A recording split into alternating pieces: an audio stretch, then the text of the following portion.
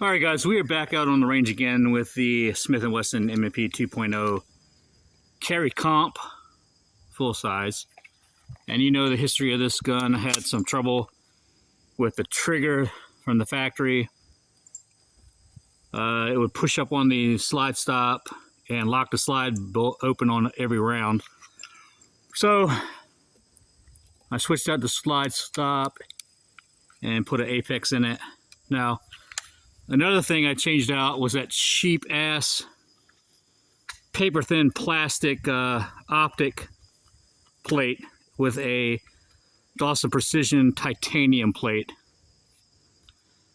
So I wish Smith would stop putting that cheap plastic stuff in there. It probably works okay, but I've already had a buddy's Smith & Wesson with their cheap plastic plates have a dot snap off and crack me in my forehead. So if for the price of this gun, they should have a better plate system. All right, let's put some rounds down range. We have it about 500 through it so far, which is not much, but you know, when you have a lot of guns to shoot, they get what they get.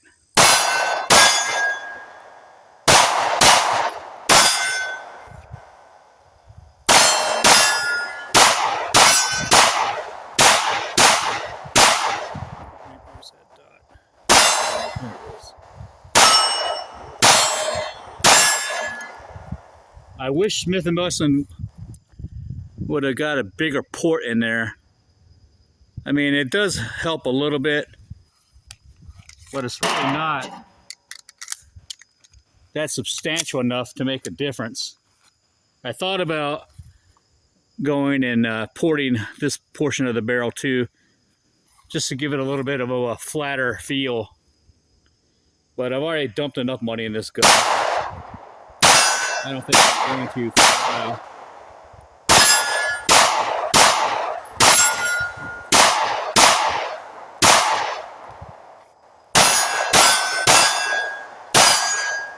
On paper.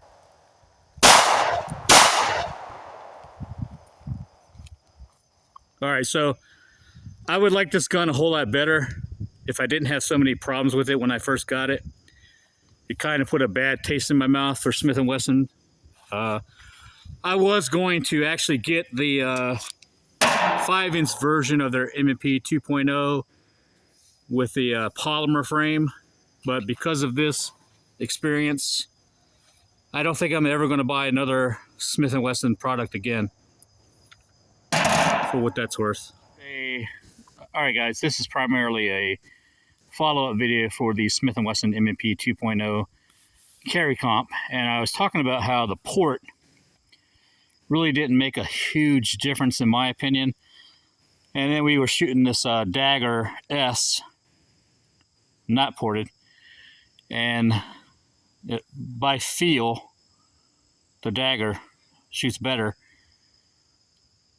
I mean, granted, it's not 100% factory. I changed out the trigger to a Shatter Systems, but the rest of it's just makeup on a pig, right? So, all right, I got Cerebral Firearms is going to try both of them and give you his opinion.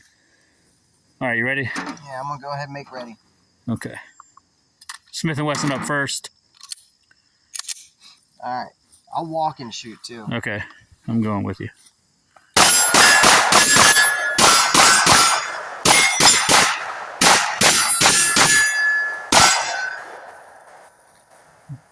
It makes me mad because I want to love this gun. Yeah. I just, it feels like the metal one, at least.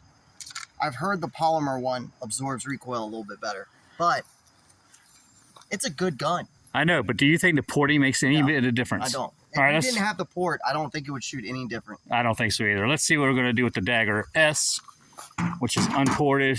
All right. I'm going to go ahead and make ready. All right. I hate daggers, by the way. I know, but does it shoot by feel? Does it shoot better than the Smith? Ready?